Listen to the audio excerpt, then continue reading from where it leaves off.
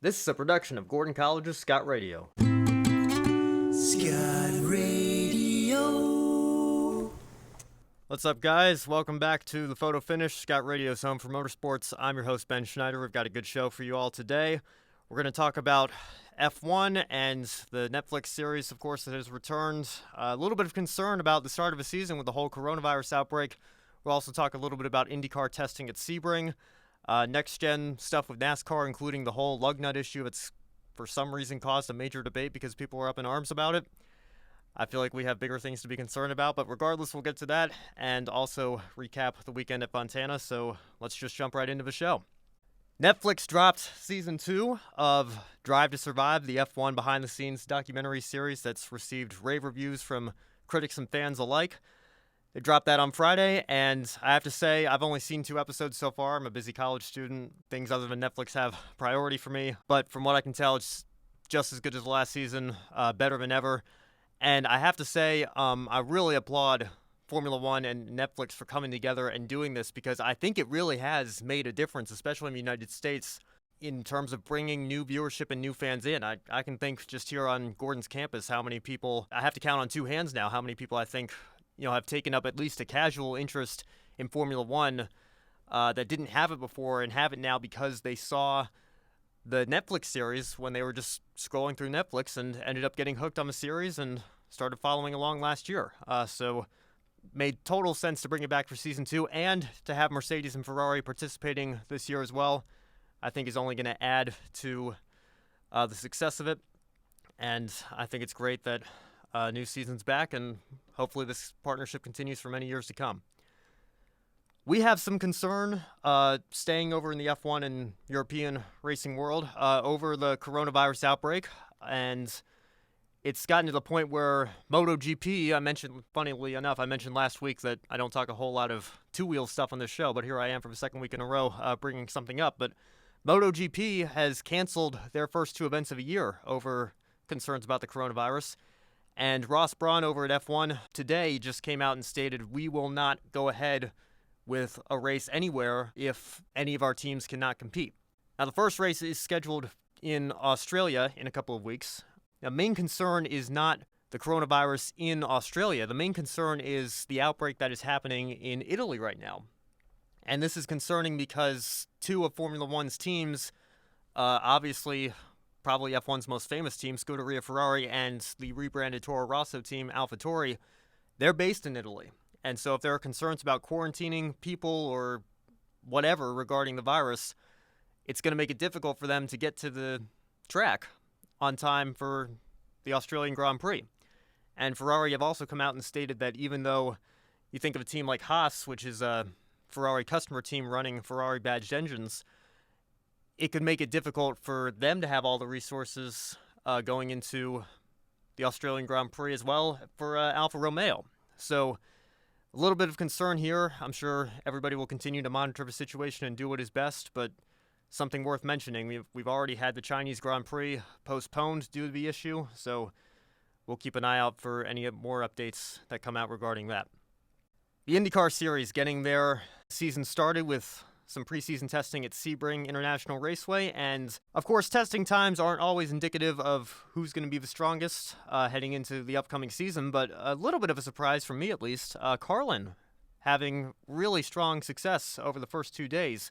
Felipe Nasser and Max Chilton are their 2 drivers this year. Of course, Chilton said he'd no longer be racing on the ovals, but he is committed to do all the real course races this year.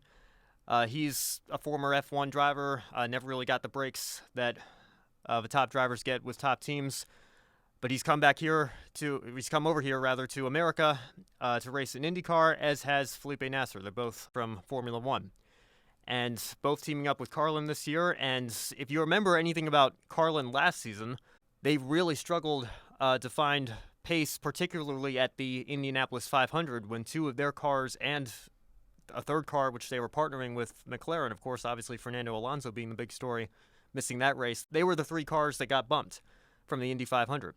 So it's great to see this young team, at least young in terms of their IndyCar program, showing some speed early, and we'll see if that leads to any success for them in the coming season this year. We have some good news over in the world of ARCA. and specifically the West Series. The West Series has added an 11th race, which is, quite frankly, amazing considering we were told once this whole merger and deal with K&N was going to be complete that the schedules in East and West would likely drop down to only 6 to 8 races. We now have 11 races in the West, and the race that has been added is Utah Motorsport Campus in Toole Valley, and that race will take place on Saturday, May 23rd. And it's great to see stock car racing return to Utah. Great to see the West regulars get one more opportunity this year to showcase their skills and show what they can do. So I'm certainly looking forward to that race, and I know a lot of people are. William Byron tested the next-gen car this week, and actually a fan posted on Twitter, there was a picture of him looking like he had spun out or crashed the car or something. People didn't really know how to react to that, but it does make me wonder, seeing Byron have this issue, if maybe the next-gen car, and obviously it's a brand-new car, issues are still being sorted out with it, but potentially it could be a little bit more difficult to drive than the car and the package that we have in the Cup Series right now. And you guys know my feelings on the current package we have, with drivers running wide open at mile-and-a-half tracks going slower than the ARCA cars are going. Kyle Busch even said it when the first test happened at Las Vegas. It's really taken an element of skill away from the drivers. When you can go out and just basically run wide open, is that really, in principle, even if the racing is decent, is that what the top level of stock car racing in America should be doing? So we'll see what happens. I certainly have my concerns over the next-gen car, and we'll get to that in a second when we talk about the lug nut issue. But Byron was testing it, and I believe he is the 4th driver, to my knowledge, to test the new car. So good to see a good group of drivers getting their opportunities to give their feedback, and we'll see what comes of the car next year. Go ahead and add Erik Jones to the list of Cup Series regulars taking up the Kevin Harvick and Marcus Lemonis bounty offer. Now, we were in the studio last week, right after the news had broken that this bounty was being put up from Kevin Harvick and Marcus Lemonis doubling down and doubling the amount of money available that Harvick was offering. And the next day, GMS Racing came out and announced that they will be fielding trucks for Chase Elliott and Kyle Larson. Elliott will run Atlanta and Kansas, and Kyle Larson at Homestead. And now Erik Jones has thrown his hat into the mix. He will be running at Homestead in a truck put together with a partnership with former NASCAR owners Billy Ballou and James Finch. And for me, this is... I'm still, I told you guys last week, not a fan of this idea, generally speaking, the fact that we're going to bring even more truck drivers, or more Cup drivers, rather, into the Truck Series to what I think will take away spotlight from the series regulars. But it is cool to see a couple of names we haven't heard from in quite a while. Billy Ballou's truck team closed its doors in 2012, and James Finch's long-running underdog operation, Phoenix Racing, closed its doors in 2013. So to see them come back together and form this partnership is certainly good to see. And if anybody can beat Kyle Busch, we've had multiple drivers come out and at least express interest, and now multiple deals even being put together. Bob Pockrass actually just tweeted a couple of hours ago that obviously Elliott, Larson, and Jones are all already in the fight for this bounty. And I guess Brennan Poole technically counts too. He's running for Cup points with Premium Motorsports, so I don't know if he realistically has a shot to beat Kyle Busch and claim the prize, but he has an opportunity to run a truck. He counts, I guess. And John Hunter Nemechek and Austin Dillon are also working on getting rides. So lots of Cup drivers seem to be interested and will ultimately be taking part. And I guess the fan base, the fan reaction has been sort of mixed. I know that, certainly a lot of people like me, the argument is always, well, do you hate when Cup regulars run Xfinity and trucks, or do you really just hate Kyle Busch doing it because he's the guy that does it most often nowadays? I've certainly held firm saying, like, look, I'm just not a fan of this at all. I think the series regulars are the ones who suffer a little bit from this, but I have seen some fans who are like, hey, this is cool. Chase Elliott's getting in a truck. You know, Kyle Larson's getting back in a truck. It's been a few years since he ran a truck race, and I don't know. I feel like I understand both sides of the argument, certainly as strongly as I feel about the side that I'm on, but I feel like if you're constantly complaining about Kyle Busch winning truck races all the time and now you're excited to see more Cup regulars come in, I don't know. I just feel like there's a little bit of inconsistency there. But we'll see how all these guys do. Harvick's kind of laid the ground rules for this bounty. You don't have to win. You really just have to go out and beat Kyle Busch. So it's raised the question, will somebody try to race Kyle aggressively and move him or spin him or wreck him to claim the prize? Harvick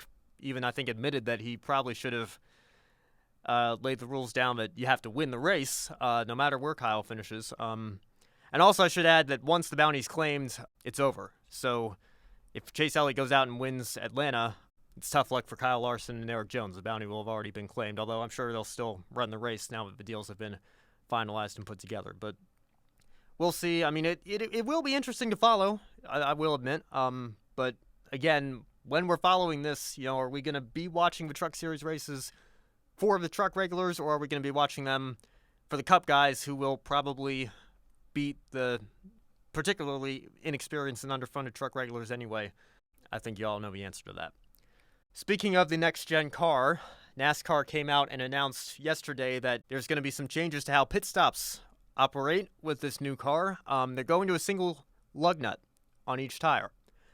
Now, this is how IndyCar does it, Formula One does it, supercars in Australia. They all use one lug nut. And I just could not stop laughing and being amused scrolling through my feed yesterday over on Twitter, over on Facebook, all of the NASCAR online community.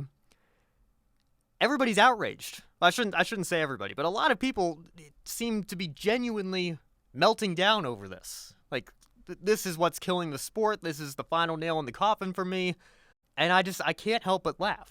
Now, if you want to argue, well, 5 lug nuts is a tougher process than just screwing one on, screwing one off, so maybe it takes skill away from the pit crew members. Okay, I get that. But for me, this is really, I don't think it was a necessary change. I don't know. Maybe the single lug works 10 times better with the new car than the traditional 5 lug nuts do. I don't know. I'm not testing the next-gen car. I'm not developing it, but I'm just spitballing here. Maybe that's the case. But as a viewer, this really, to me, is not going to impact my experience as a fan very much at all going forward. So why are so many fans outraged over this? Why are so many fans saying, stock cars, if you drive a Toyota Camry on the street, you don't see one big bolt in the middle? And you guys have to realize something.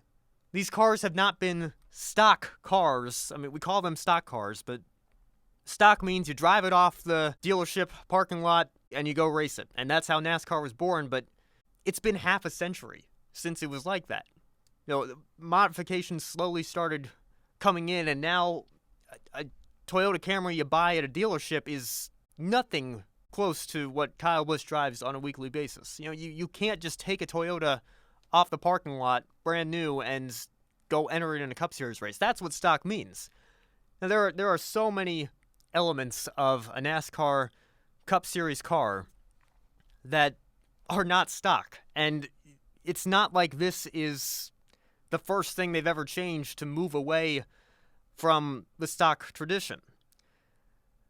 So I just don't understand. Like, when you're making the stock car argument, how many cars that you go buy at a dealership have only one seat, a net for a window, in place of a window, rather, decals and stickers in place of headlights, I don't even know, is it a 7-point safety harness now? The seatbelts that they have in the cars, I know safety just continues to get better and better. Heart rate monitors, people talking in your radio, the dashboards, the engines, the modifications. Like, there's so much in a stock car in NASCAR, what we call stock car racing today, that you don't get off the production line.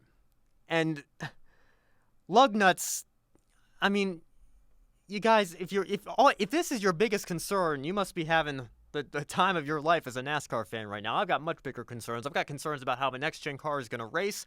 I've got concerns about how much the next-gen car is going to cost. It's sounding like it could be a lot more expensive. I've heard murmurs that if the clash happens next year, like a clash that we saw this year, was basically the whole field getting torn up. It's going to be 2.5 times as expensive for each team. I don't know how the small teams are going to survive in the Cup Series going forward if that's the case. There are reports that Rick Ware Racing is potentially trying to work a deal to buy out Premium Motorsports. Maybe those two organizations come together and merge their resources. A couple of people have asked questions in the media this week. No comment from either side, but the rumors out there at least. Don't want to be too presumptuous of the situation if we don't know much, but the idea is out there. And if the I don't understand how small teams are going to survive if the cars double or even triple in cost. That's the main concern I have with the new car. And that it races good or races well. I don't care how many lug nuts the wheels have. I mean, I really don't. If that's blasphemous to some of you, I'm sorry, but it's not worth getting upset about. You know, if you didn't stop watching for the chase, for playoffs, for stage racing, for green-white checkers or overtime or overdrive or whatever you want to call it, the fact that the leader at the 500th mile of the Daytona 500 might not be the winner because you're under caution and you want to extend the race so you get a green flag. But, like, if none of that bothers you enough to stop watching, but this does, I simply don't understand you. I don't understand why so many fans are upset about this. And also, something else that came out this week, NASCAR, their online fan council, where they're trying to get feedback from fans about ideas that they're just floating out in the preliminary stages. One idea that went sort of viral was number location. And they put out 6 possible different designs, and obviously the main one they have now, the only one that they have now in the National Touring Series, where the numbers are on the left side door. They had them moving them over to the far right of the door and putting a sponsor name there. They had them on the quarter panels, and again, everybody's up in arms because apparently the only way to go is the way we have it now, or it's not a stock car anymore. Again, I feel like if a sponsor wants placement where the number is now, and that means you want to put the number on the quarter panels, I don't mind the look. I know a lot of people do. It bothers the traditionalists. But if that's the biggest tradition that we're going to change, either way, I really don't care where the number is. I don't care how many lug nuts are on these cars. It's all a non-issue to me. What I want from a next-gen car is for it to race well, for it to be cost-efficient for drivers and their teams, and ultimately, if you have those two things, I'm sure there are other things that I could prefer over other alternatives, but those are the two main things for me. It has to race well, and it has to not be a financial burden. So I personally don't expect that we're going to see major changes with how these cars race if we only go to one lug nut. I actually got a tweet responding to me when I called this not a necessary change, but not a harmful one either. Somebody asked me, what if there's a loose lug nut now? If you have a loose lug nut as it is today, you have 4 other lug nuts that are going to still be secure. Your wheel might get loose, but you have time to bring it into the pits and change it before you lose a tire. Now what happens if a lug nut's loose? And I'll tell you guys what happens now if a lug nut is loose. You're going to know right away. It's a self-policing issue. And this is the other thing. We talk all the time about post-race inspection and how 99 times out of 100 the winner gets cleared. There are no issues, but so-and-so had a loose lug nut, and so they're going to be fined X number of dollars for that. There's no more of that now. It's a self-policing thing that we have. If you don't get the bolt all the way on, the wheel is not going to stay on. It's going to come off before you even get to the end of pit road, and you'll have to recover your race from there. We saw it with Haas over in F1 to start the 2018 season. They were having a really strong race, looking like they were going to start the season with all the momentum in the world. Their 2 cars were running 4th and 5th, and they bring their cars in to change the tires, and both cars don't get one of their 4 tires secure, and that's their race over. It's an issue that I guarantee will police itself. You're not going to see a driver going into a turn at 200 miles an hour and the lug nut just come loose. It's either going to be on or it's going to be off, and it's going to be very clear very quickly if you got everything secure or not. So I'm mostly indifferent. I don't really care. I'm amused by how many fans seem to care so much that they're threatening to stop watching and saying this is going to be the final nail in the coffin for the sport. Just calm down, guys. Of all the things we need to be concerned over the new car with, this is very low on the list. I have plenty of other concerns about where the state of NASCAR is right now than the number of lug nuts on the tires, for goodness sake. I could care less. So now let's cover the race weekend at Fontana. The Xfinity Series was in action, as was the Cup Series. In the Xfinity race, Harrison Burton won. And an interesting stat about the Burton family, the only other Xfinity Series race, back then, of course, the Busch Series race that was held on Leap Day, February 29th, was won by Ward Burton. And now Harrison Burton, he's the winner now on Leap Day as well. So a cool, interesting stat for the Burton family. I guess whenever there's a race on February 29th again, go down, if you're a betting person, go down and bet on either Jeb Burton or Harrison Burton to win that one. Just something about the Burton family on February 29th, an interesting connection they have now. And interesting for me to remember, I thought back to a race at Bristol in 2008 that Harrison's father, Jeff Burton, won. Of course, Jeff now doing TV work. He's retired, working for NBC. But they were interviewing the Burton family on Fox after the race, and Harrison's younger than me. Just seeing this little kid being so excited that his dad had just won this Cup race. Here he is now winning himself in the Xfinity Series at Fontana. Just really cool to see the Burton family continuing on the racing tradition, and cool to see Harrison get his first win. I also want to give a call again to Ryan Sieg. I know I did last week as well, but this team is off to just such a fantastic start. Ryan Sieg, of course, runs a family-run operation, nowhere near the budget of the Penske's or the Gibbses of the Xfinity Series, the Cup teams that come down and enter their own cars in the Xfinity Series. And he's off to an incredible start this season. And I don't know. I mean, with this playoff format, you have to think, I don't know. I don't think it's a stretch at this point to say Ryan Sieg might be a legitimate championship contender if he can keep this pace up. So we'll see what that 39 team can do going forward. But when you run fourth in an Xfinity Series race to two Gibbs cars and a Penske car, I'd say you can call that a win when you've got the budget that Ryan Sieg and his team have. So a great start to the year for them, and hopefully they can keep it up going forward. I think it'd be very cool to see them get a win, and who knows, maybe even compete for a championship. We'll see how far they can take this. The Cup Series obviously in action as well, and the restarts were pretty exciting. I'll give this package that. And I think the race, generally speaking, was better than it's been the last few years. If you look at the history of Jeff Gluck's Was It a Good Race poll, Fontana the last few years has not been too great, especially in the Gen 6 era. And I think with this race, we definitely saw great, incredible action on the restarts. So the restarts really threw a lot of caution to the wind, and you had drivers making all sorts of crazy moves, going 3, 4, maybe even 5 wide. Fontana's wide enough to do that. But still, I wouldn't say it was a great race. Like I said, probably better than it's been in recent years. But even when we get good racing with this package, it's the principle of it that still bothers me.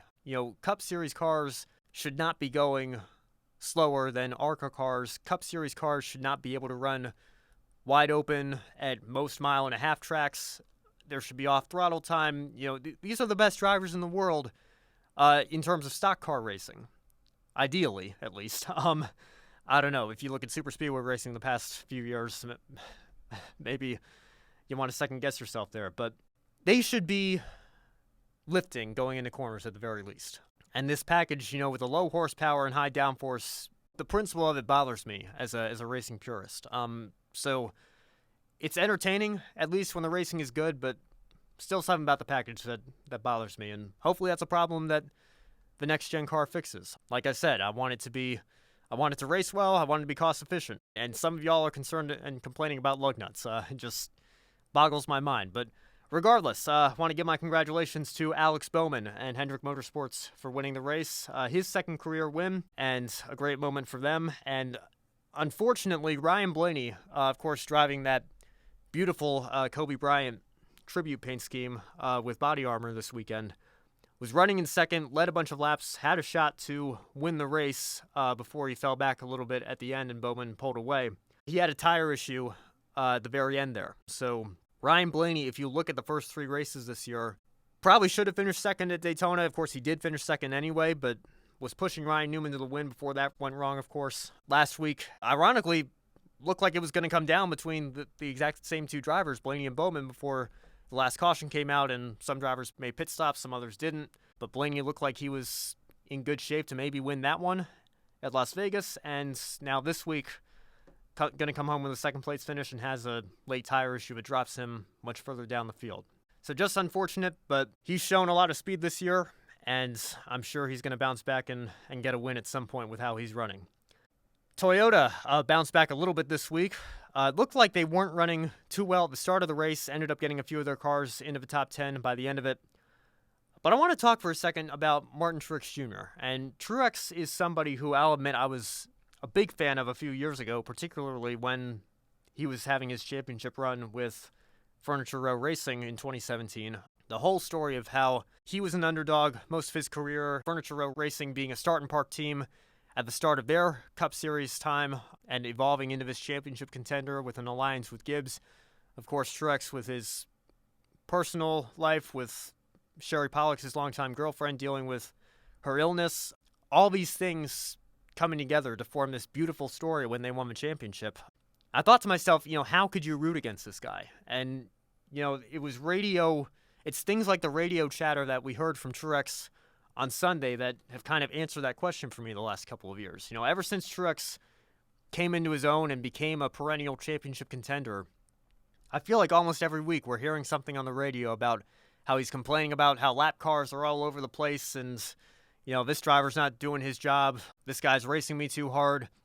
And he even said something that I thought was kind of amusing. He said, tell the 22 Joey Logano that I should have wrecked him, and next time I will. And, I think you just kind of have to laugh at that, even if you're a Truex fan, because Martin's been saying that since at least Martinsville in 2018, and he's still yet to act on it. So I still remember Dale Earnhardt Jr., of course, his good friend and former teammate, saying, you're talking like my dad, but you drive like Mark Martin. You can trash talk and threaten people all you want, but if you continue to be a clean racer out there and you don't even come close to moving or wrecking anybody, it's kind of hard to take that seriously. One final thing here I want to get into regarding the Cup race. I want to give a call to Jimmie Johnson. Of course, this is Jimmy's home track. He's from California. His wife and daughters were up in the flag stand, getting to wave the green flag before the race, which I thought was a really cool moment. Jimmy had a pretty good day. He ran up front, looked like he might even be in contention for the win at one point. Qualified second, stayed up at the front of the field all day, and came home with a top 10. And something that I had to go back and check myself because I could not believe this stat when I saw it and read it. Jimmie Johnson has been in NASCAR Cup Series racing full-time since 2002. He started 26 Cup Series races at Auto Club Speedway in Fontana. He's never finished off of the lead lap in any of those races. He's completed every single lap possible in his career at this speedway, which, just to give you an idea of how impressive that is, that means Jimmie never got caught up in an accident, never had a mechanical issue, never simply didn't have the speed necessary to stay on the lead lap and finish 1 or 2 laps down. In 26 Cup Series starts, he never had anything go wrong to the point where he didn't finish on the lead lap at Auto Club Speedway. Just absolutely unbelievable, and it's really, really unprecedented. There's an article up here from NBC Sports saying this is far and away a Cup Series record, and the closest driver that we can make any sort of comparison to this is Tony Stewart. Tony Stewart raced at Indianapolis Motor Speedway, of course, for 18 years, running 18 races. He finished on the lead lap every time. But for Jimmie to have done this in 26 races at the same track is absolutely incredible. And it's a record that I don't know we're ever going to see broken again, absolutely phenomenal and totally worth talking about and mentioning, because it's a stat that you have to go back and look at every individual race and see for yourself to believe. Just incredible what he's been able to do really all throughout his career, but particularly at Auto Club. Something I'm kind of surprised wasn't at least talked about a little bit more before this weekend. So that was the race weekend at Fontana, and that's going to wrap it up for this week's show. I hope you all enjoyed. Next week, NASCAR is out at Phoenix, and this is going to be interesting because this is where the championship race is this year for all of the major national touring series. So I'm hoping we see a good race. I know the Phoenix races last year were not great. The small spoiler's back. I've seen a lot of fans excited about that, but I think we need to be careful. A small spoiler, I don't think is automatically going to create a good race. I like the look of it better. I think it races better, generally speaking, than the large spoiler does, but we'll see. It's going to be up to the package and the drivers to provide some good racing for us, and hopefully they'll give us a taste of something good so that we can look forward to that in November. But we'll get into all that, and of course any news that breaks in the coming week. Next week or actually not next week on this show, because we're on spring break. So we'll see you in 2 weeks. I don't know. Maybe I'll throw something on my YouTube channel just to give you guys a little bit of content. But we are on spring break next week, so glad I caught myself there and made that correction. All right, this has been Ben Schneider. We'll see you all on the next episode. Have a good night, everybody.